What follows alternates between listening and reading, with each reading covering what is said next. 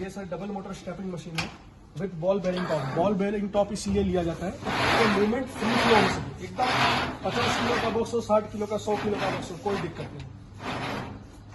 ये stepping machine पर trial हो रहा है।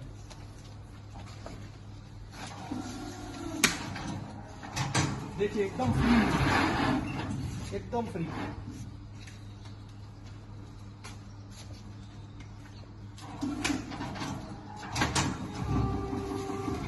एकदम फ्री। ये फ्री मूवमेंट के लिए ही लिया जाता है कि अपने को बॉक्स पे बहुत ज्यादा वजन नहीं लगे, यूजर फ्रेंडली।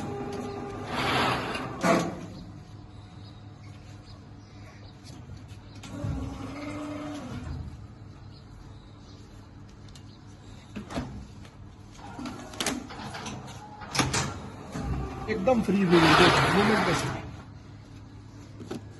एकदम फुल टेंशन, फुल टाइट।